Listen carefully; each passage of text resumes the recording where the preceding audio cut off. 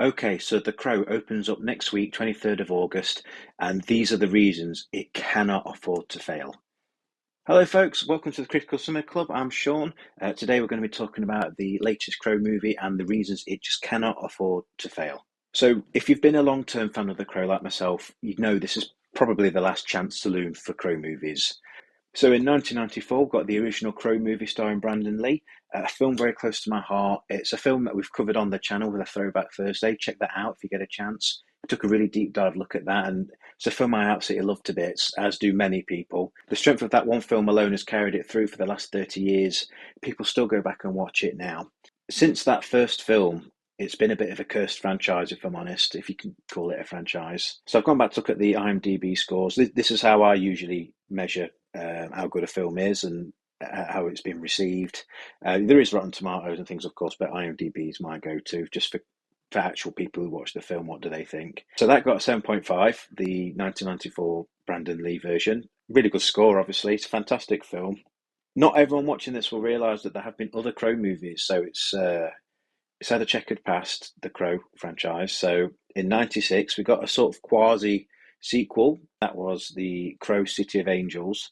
I say quasi because a little girl in the first film, Sarah, she is back, played by a different actress. It's a new Crow character. I can't remember how much, if any, reference they make to the first film. I remember watching it, oh God, probably early 2000s I watched, and I thought it was okay. I think as with a lot of fans, I imagine it was my love for the first film that carried through into the second film and made it okay to watch. If the first film had never been, would I have enjoyed this on its own? Probably not. And I think that sort of tells you what you want to know. So that got a 4.6 out of 10 on IMDb. Not a great score.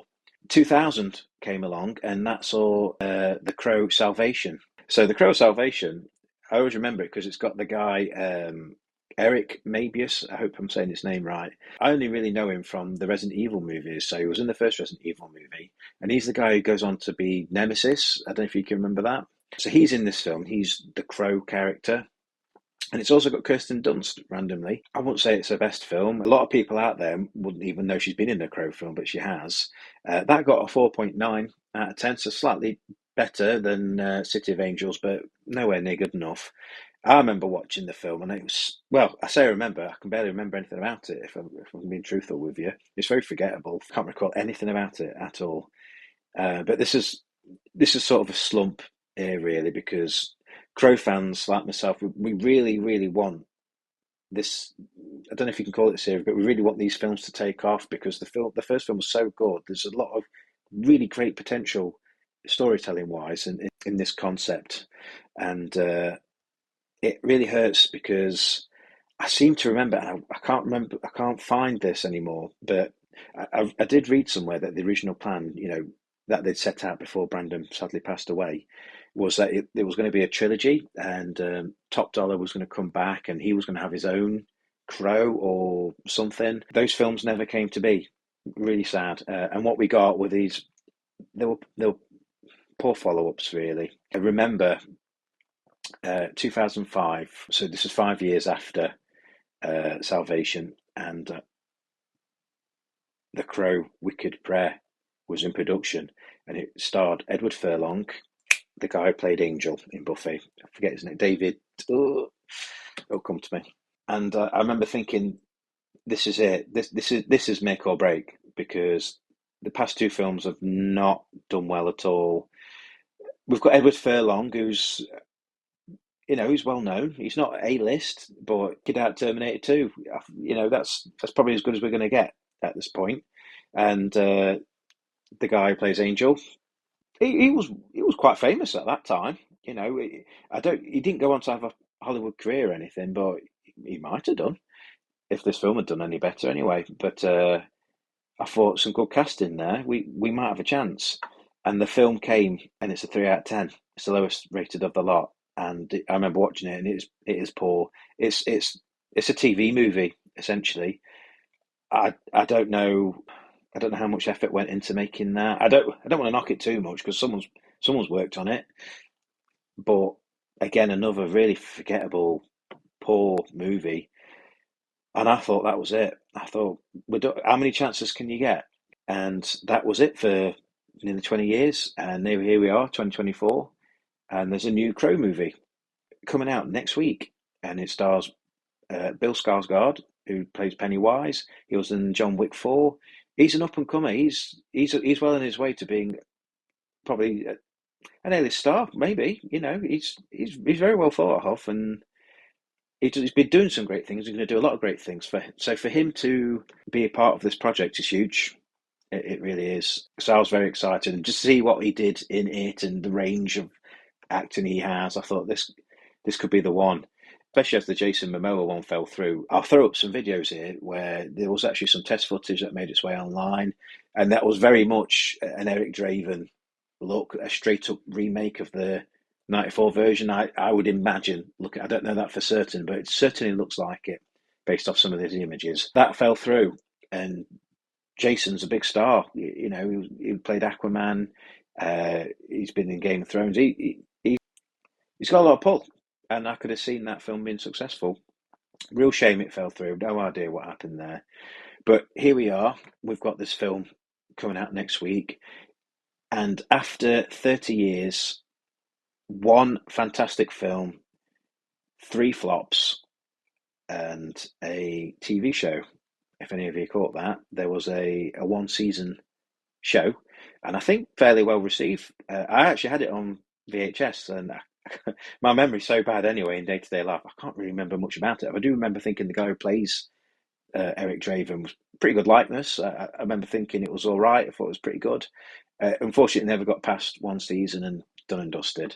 So, if you've got to think now, 2005, we've got 3 out of 10. Crow's dead. It's done. It's not like a franchise like Terminator that can just turn out mediocre film after mediocre film, or Transformers, or Predator, Alien. All these films can continue on because those concepts are things that resonate with people, even if the films themselves aren't of that greater quality. So I'm a good example because I love Transformers. I've seen them all. I love the Predator films, love the Terminator films. And as long as they are of a certain good standard, not everyone will agree, but I think Terminator films have mostly been all right. They'll keep making them because there's an interest in those. But I don't know how much goodwill is left for The Crow because you've got that one film, you've got that one concept that, it's not for everybody. Not everyone's in love with that idea. I am. I think it's fantastic. There's only so many chances this sort of concept's going to get, realistically, isn't it? If this film flops, I just don't see him doing it again. Not for a very long time, anyway. It's got to succeed. It has to. I really want it to. I've read some good things. I've read that it's pretty good, and I hope it does well, just for the sake of the franchise, because we could do with more Crow films, good Crow films as well. It really is down to originality as well, is another point I want to make. So a lot of films coming out these days, and for the last decade or so, have been linked with a wider franchise, and it seems like Hollywood execs don't really want to take a chance on anything original these days. So even this film, obviously, is I don't know if you can call it a remake. I don't think it is a remake. It's a reimagining of the original comic. But even this wouldn't have been greenlit without an IP that's recognisable. But that said, it is doing something a little bit different, and I applaud that because this is not a remake of the 1994 film. The character is Eric. The love of his life is Shelley, same as the '94. But they were called Eric and Shelley in the comic, the graphic novel as well. They were never given surnames in that. They were given surnames in the movie. The movie does deviate. The first movie, I'm sorry, does deviate a lot from the graphic novel because I think he's a mechanic in the graphic novel. They changed quite a lot for the film, but good changes, and I think they made a lot of sense, and they were great. And it's a perfect film, a perfect snapshot of that era. But they're doing something different here. It's not a straight up remake.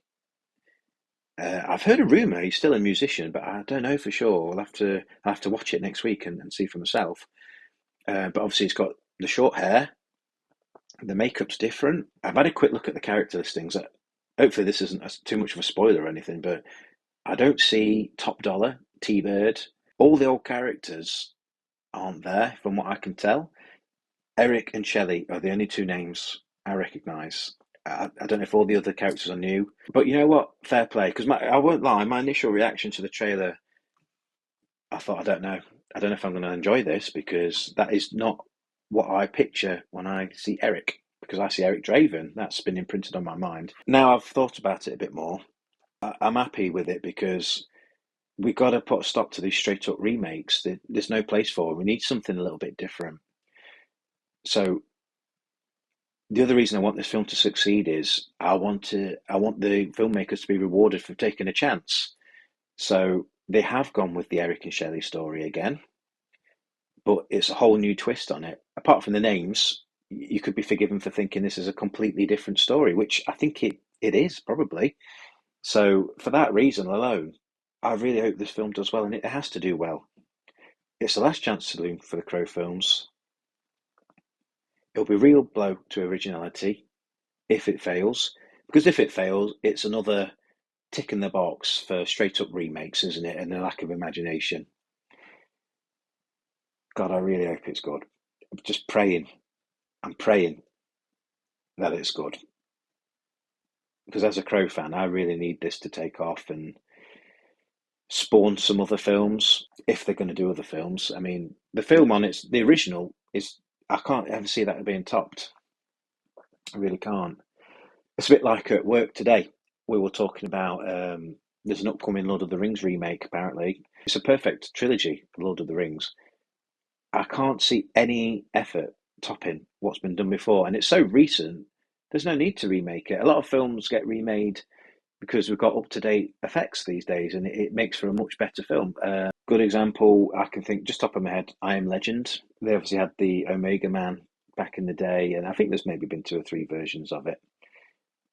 But when the Will Smith version was made, very similar story, but the way in which you can do that film in the modern era is so much better, and it makes for a fantastic film. So there's something there you can take and mold it into something new that newer audiences can enjoy. Films like Lord of the Rings, you don't need to do that, and films like The Crow, maybe you don't need to do that because that film does hold up quite well, as I discussed on my video from last year. So I don't. I'm sort of toing and froing because I don't know if I am clamouring for more Crow films or not. But if it does really well, and it shows that there's a door open there for future films and they can be done well also, then fantastic. But if it fails, forget it. I don't. If it fails, I don't want to see any more Crow movies. And for that reason alone, it's got to succeed. It cannot afford to fail.